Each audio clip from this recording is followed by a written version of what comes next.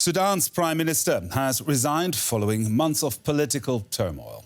Abdalla Hamdok said it was not possible for him to restore order under a power-sharing agreement with the military. After the army staged a coup last year, Hamdok was reinstated to head up a transition back to civilian government.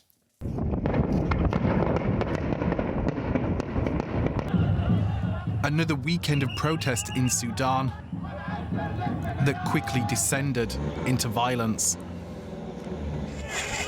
At least 2 people were killed by security forces after thousands of pro-democracy demonstrators took to the streets. Dozens have died in the unrest since Prime Minister Abdalla Hamdok signed a power-sharing deal with the military following a coup in October. But he now admits that hasn't worked out, and new thinking is needed.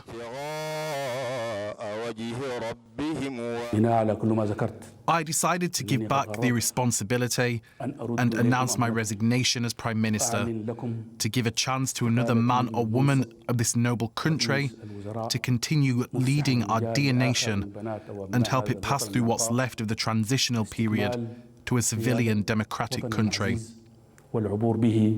خلال ما تبقى من عمر الانتقال نحو الدولة المدنية الديمقراطية النهضة. Military and civilian leaders have been sharing power since the autocrat Omar al-Bashir was ousted in 2019 after 30 years in charge. Elections are currently planned for July, but with Hamdok gone and Sudan roiled by unrest, the road to democracy looks increasingly fragile. Earlier today, I spoke to Khair. She's managing director of the think tank Inside Strategy Partners, and I asked her why Hamdok decided to step down now. I think he came to realize just how unpopular his agreement with Burhan on the 21st of November was. He had expected that this agreement would effectively end the coup and would give him powers to be able to set the transition back on course. But of course, as soon as the coup happened, this was no longer a transition. The military showed that it wasn't the good faith actor that it was expected to be.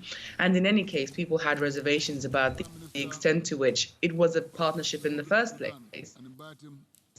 And so really he was unable to work beyond these last few days, the extent to which the military was willing to return to the violent oppression and suppression of protesters we saw before this government took shape.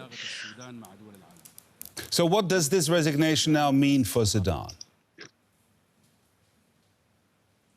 Well, anyone who comes in now as a prime minister would be drinking from the same poison chalice. Any new PM would be seen as an accomplice to the coup, much in the way that Hamdok belatedly came to be seen. But also, like Hamdok, they would also have very little executive space within to function. They wouldn't be able to choose their own cabinet. They wouldn't be able to make their appointments. They wouldn't be able to undo appointments made by the coup regime.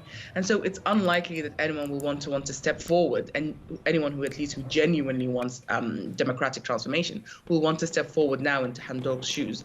What makes far more sense is to restart the sort of transition and find a new political agreement, a new political basis, and a new constitutional basis that actually pays attention to what the resistance committees, the people on the streets, the pro-democracy forces have been saying, and not just sort of find ways to divide up political places for political parties, which is very much what we saw in 2019. This time round, there has to be an agreement that more people can buy into, and it will genuinely be process-driven rather than just oriented around, political structures, where will be lots of fighting over who gets what position.